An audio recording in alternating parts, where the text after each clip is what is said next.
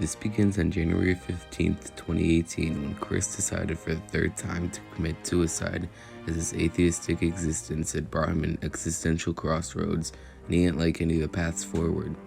Before blowing his head off with a handgun, he texted his kids letting them know he would be leaving. They called 911. He decided to wait another day before pulling the trigger and went to bed.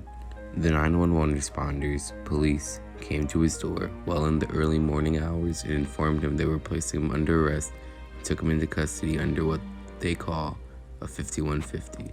They brought him to a mental hospital nearby in the San Fernando Valley.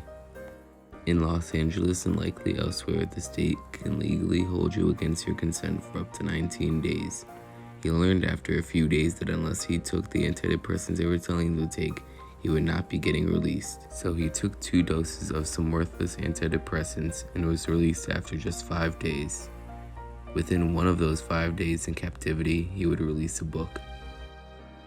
During his stay in the loony bin, he received a message from the universe to try DMT. Once released from the hospital, Chris seeked out some DMT.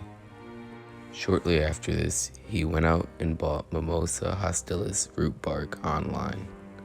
He had watched a couple YouTube videos on how to extract DMT crystals from the bark, a trivial undertaking for the Yale-educated biochemist, that is. After a few weeks, he had enough DMT purified to experiment on himself.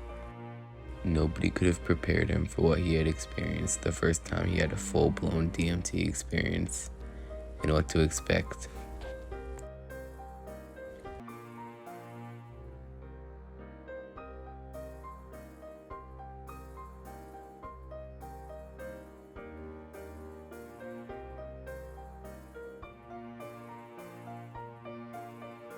Eureka, he exclaimed to himself. DMT was not like the other psychedelic drugs he had tried in the past, and in fact, it was not a drug at all. The effects of DMT were too specific and precise to be an accident. DMT must be an indigenous neurotransmitter in humans, he concluded.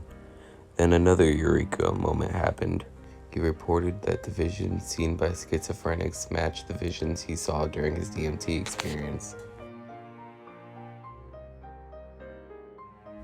After a large 60-milligram dose of inhaled DMT, he had what he now referred to as a full reboot, in which he had thought he had finally done it. He was dying, and he was amazed by the highly colorful and very electronic feeling that ensued. Aha! He thought severe autism must be in a state in which the indigenous DMT levels in our brains are so high that the autistic is suspended indefinitely, the electronic reset. Beautiful visual field.